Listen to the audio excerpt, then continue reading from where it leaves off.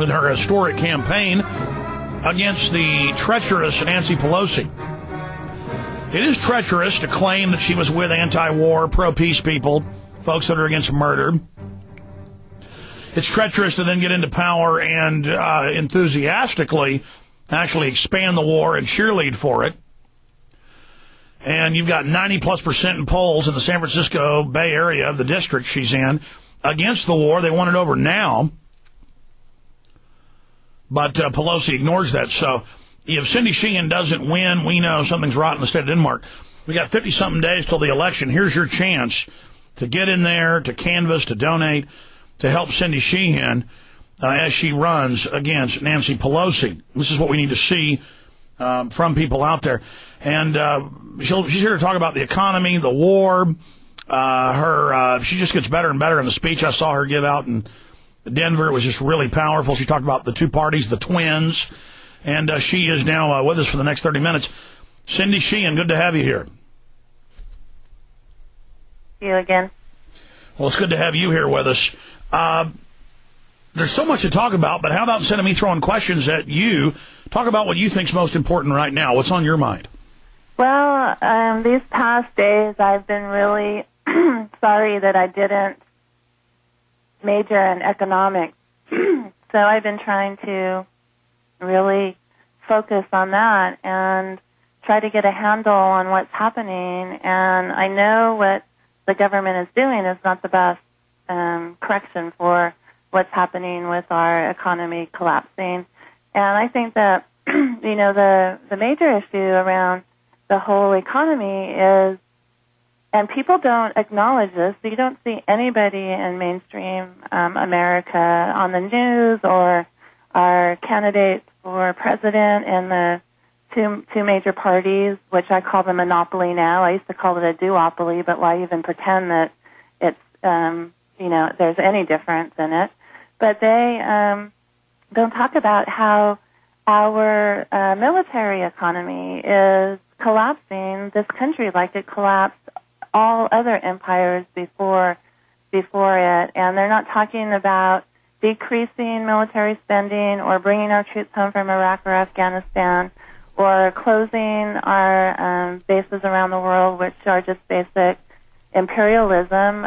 They're talking about, bailouts and, stimulus and all these Keynesian things that haven't worked for a long time because they're designed to make the rich richer and disappear our middle class. Well, you're right. In fact, they're saying they're going to continue all the exact same policies and then bail out, and they really designed all this. We have their documents, Cindy. Designed this to fully implode the economy. Basically, the military-industrial complex is just eating the country. They do what they do everywhere else. They are eating their own. They're engaged in cannibalism or strip mining, and they're imploding the economy so they can, quote, have the taxpayers bail them out. But really, that's just so bigger banks can gobble up smaller banks. Well, absolutely. And I just don't understand how people think that continuing failed policies is going to make a correction in the economy. And instead of blaming Republicans or instead of blaming George Bush or whoever, we can go all the way back to the Clinton administration for, a majority of what's happening today. But we really need to get down to business, and we don't need false hope or false change. We need a leader who will actually identify the problem and say that we're in deep trouble. And something beautiful happened. I want to talk to you about this after the break. Ron Paul, Ralph Nader, Dennis Kucinich, all together saying this, what you just said, what you've been saying. We don't need false change. We need real change in truly diverse political movements that are huge coming together. They need to get behind Cindy Sheehan, and they are behind Cindy Sheehan. Cindy, stay there. We'll be back in just 3 minutes. All righty. Stay with us. The Genesis Communications Radio Network proudly presents The Alex Jones Show, because there's a war on for your mind. Okay, going right back to Cindy Sheehan, who's running for Congress against the traitor Nancy Pelosi. And it's almost even worse than being George Bush. He's a warmonger. We know what he stands for. He did lie, say he didn't want foreign entanglements like Clinton had done. but then went forward. But Pelosi saying, send me there, I'll end the war. Make me the Speaker of the House. And we know what she did. So we're talking about real change, not fake change.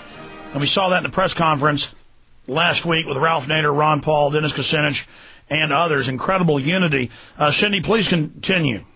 Well, I was in Norway last week when they did that press conference, and I think that it's really important to support third-party or independent candidates. I could really just walk into this office here in San Francisco if I would just endorse Barack Obama, but I'm not going to sell out my principles, and I'm not going to sell out humanity to endorse somebody who I don't think will be good for the country or good for the world or really have any policies that differ from McPalin or the Bush administration. So I think that it was very important. It was very historic for the candidates and for Ron Paul to buck his party and say, I'm not going to endorse a Republican. And, of course, I absolutely agree with them 100%. It's beautiful to see this happening.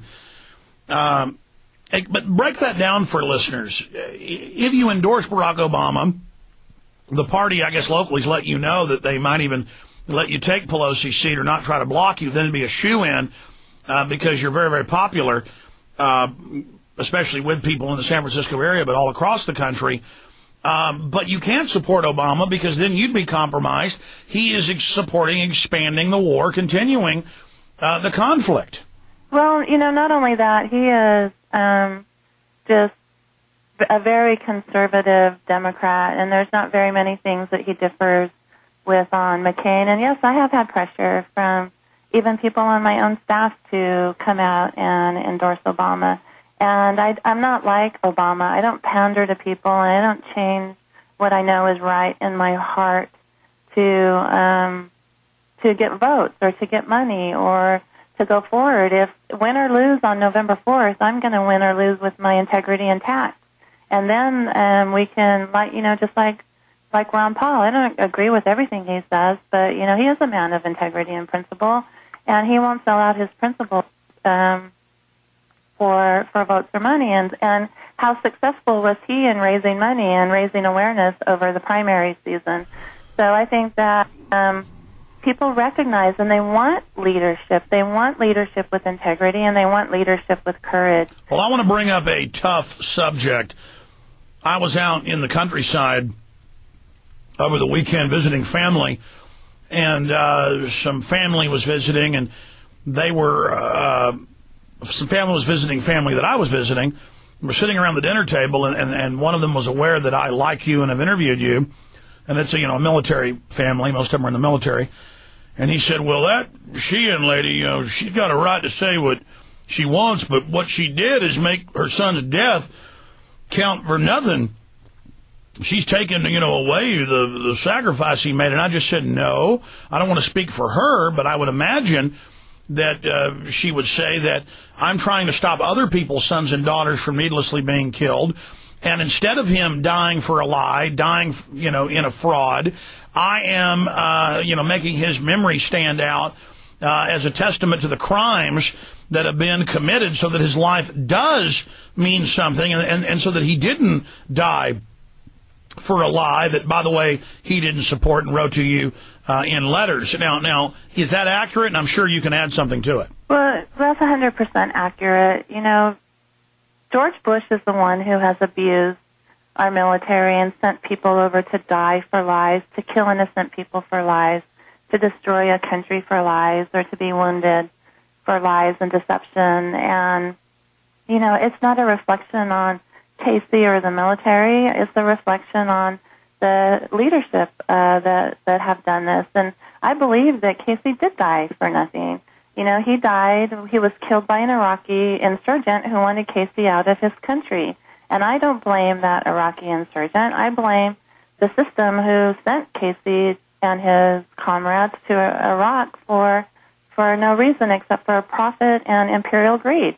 So, you answered it absolutely correct. And the reason I fight so hard is to make Casey's death count for something positive, but also for, our children and grandchildren, so they won't have to go through this. I'll be damned if I let the neocon elite, which Nancy Pelosi is part of that, send our country, or neoliberal, I think her and Obama's views would be more like neoliberal, allow them to take our country to a path of total destruction. I have a grandson now. He's 4 months old. Every time I look at him, my fire is fanned even more because I don't want him to grow up in the same kind of country that Casey grew up. Well, how do we ever, for. Absolutely, how do we ever get to the point where you're not supposed to question the government, you're not supposed to be involved, and we all know the greatest expression of patriotism is to engage in dissent? I mean, the vast majority of us are against the war. We were taken there over a lie, and they somehow, 1 million plus Iraqis are dead. This is an incredible Nazi-level crime. Right. And then they just turn it around and say, oh, you hate America. You know, I mean, this is incredible. Well, it's an absolute genocide, and the America that they love is an America that tortures people.